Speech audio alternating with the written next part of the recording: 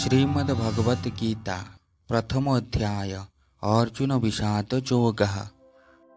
न काङ्क्षे विजयं कृष्ण न च राज्यं सुखानि च किं नो राज्येन गोविन्द किं भोगैर्जीवितेन वा येषामर्थे काङ्क्षितं नो राज्यं भोगाः सुखानि च तयि अवस्थिता युद्धे प्राणं त्यक्त्वा धनानि च आचार्याः पितरः पुत्रास्तथैव च पितामहा मातुलः श्वशुरा पौत्राः श्यलः सम्बन्धिनस्तथा चाहे ना जय मुकेशव न लोड़े राज्य विभव कि हेब राज्य हे गोविंद नथिले ज्ञाति प्रजावृंद जीवन दुर्बह मणिबा लोड़े मुनाही ए बंचिबा राज्य धनर सुख भोग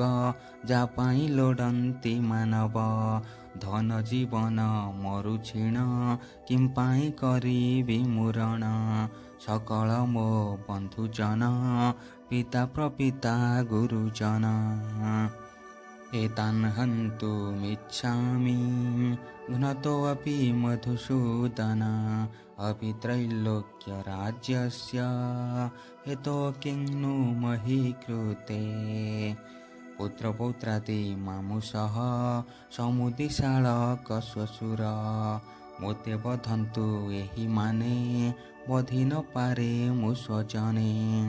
हे गोविंद, ଯେଉଁମାନଙ୍କ ପାଇଁ ମୁଁ ରାଜ୍ୟ ଭୋଗ ବା ସୁଖ ଇଚ୍ଛା କରୁଛି, ଦେଖନ୍ତୁ ସେହିମାନେ ଆଜି ଏ ରଣରେ ଧନ ପ୍ରାଣର ଆଶା ଛାଡ଼ି ଉପସ୍ଥିତ ଅଛନ୍ତି।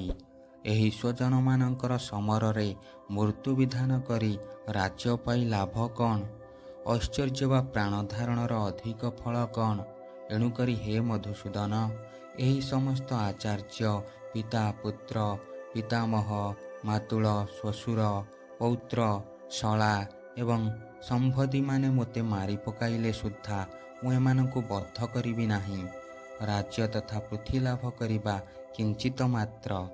ଏମାନଙ୍କୁ ବିନାଶ କରି ତ୍ରୈଲୋକ୍ୟ ଲାଭ କଲେ ସୁଦ୍ଧା ମୁଁ ତାହା କରିବାକୁ ଇଚ୍ଛା କରୁନାହିଁ। ହେ ଜନାର୍ଦ୍ଦନ, ଦୁର୍ଯ୍ୟୋଧନ ଆଦି କୌରବଗଣକୁ ନାଶ କରିବାରେ ମୋର କି ସୁଖ ଲାଭ ହେବ ତାହା ମୁଁ ଜାଣିପାରୁନାହିଁ। ନିହତ୍ୟ ଧର୍ତ୍ତରାଷ୍ଟ୍ରାନଃ କା ପ୍ରୀତିଃ ସ୍ୟାତ୍ ଜନାର୍ଦ୍ଦନ ପାପମେବାଶ୍ରୟେଦସ୍ମାନ୍ ହତୈତାନ୍ ତତାୟିନଃ ତସ୍ମାନ୍ନାହ वयं हन्तुं धर्तराष्ट्रान् स्वबान्धवान् स्वजनं हि कथं हत्वा सुखी न श्याम माधव। ତୁଚ୍ଛ ଏ ରାଜ୍ୟ ଧନ ଲୋଭେ କି ସୁଖ ପାଇବି ଭବେ ଧୃତରାଷ୍ଟ୍ରଙ୍କ ପୁତ୍ର ବଧି ସାରା ତ୍ରୈଲୋକ୍ୟ ହେ ବିବାଦୀ ଆତତାୟୀକୁ ହତ୍ୟା କଲେ ପାପ ହୋଇବା ଜାଣ ଭଲେ ଏ ତ ସହଜେ ମୋର ଜ୍ଞାତ ବଧିବା ମୋର ନୁହେଁ ଯୁକ୍ତ। ହେ କେଶବ, ଏହି ଆତତାୟୀ ଅଗ୍ନିଦାତା ବିଷଦାତା ଶତ୍ରୁ ହସ୍ତରେ ହନନଦ୍ୟତ ଭୂମି ଅପହାରୀ ଓ ଦାରାପହାରୀ ହେଲେ ହେଁ ଏମାନଙ୍କୁ ବିନାଶ କଲେ ଆମ୍ଭଙ୍କୁ ପାପ ଲାଗିବ। ଏଣୁକରି ହେ ମାଧବ, ସବାନ୍ଧବାଦୀଙ୍କୁ ମାରିବା ମୋର ଉଚିତ ନୁହେଁ। ମୁଁ ସ୍ୱଜନମାନଙ୍କୁ ବିନାଶ କରି କିପରି ସୁଖୀ ହେବି? ଯଦ୍ୟପେତେ ନ ପଶ୍ୟନ୍ତି ଲୋଭପହତ ଚେତସଃ କୁଳକ୍ଷୟ କୃतं ଦୋଷଂ ମିତ୍ରଦ୍ରୋହେ च पातकं कथं न ज्ञेयमस्माभिः पापादस्मान् निवर्तितुं कुलक्षय कृतं दोषं प्रपश्यदर्ति जनार्दन।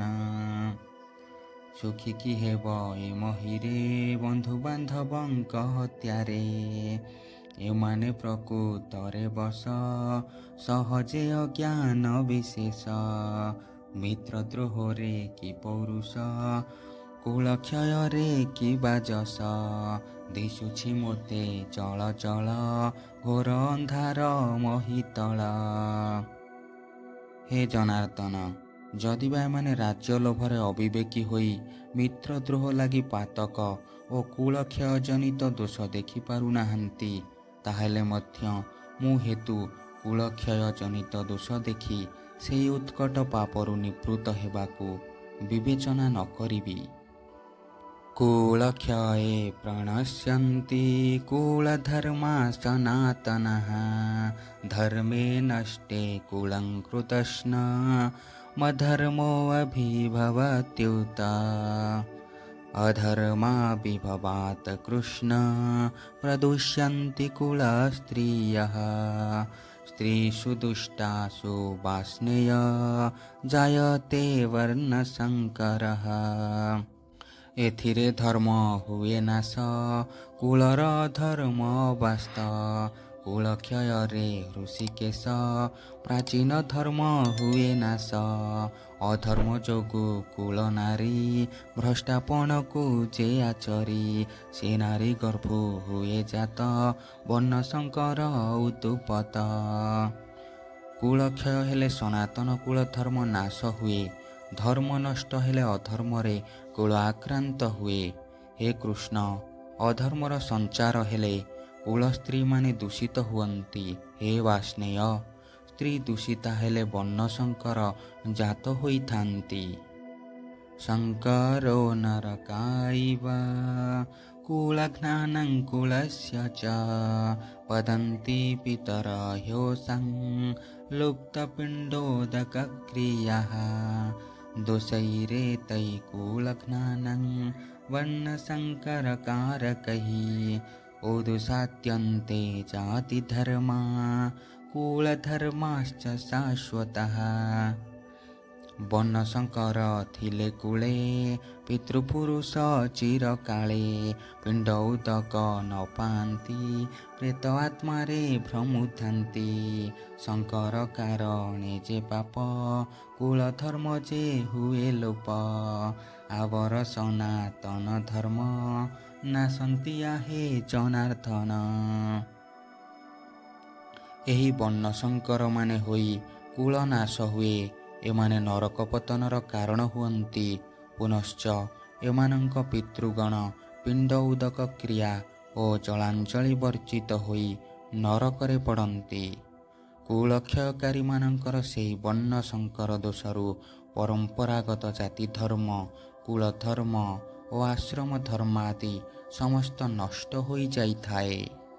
ଉଶ୍ଚନ କୁଳଧର୍ମାଣଂ ମନୁଷ୍ୟାଣଂ ଜନାର୍ଦ୍ଦନ ନରକେ ନିୟତଂ ବାସ ଭବତ୍ୟତୁନୁସୃଷୁମ୍ अहो बत महत पापं कर्तुं व्यवसिता वयं यत्राज्यसुखलोभेन हन्तुं स्वजनमुद्यतः।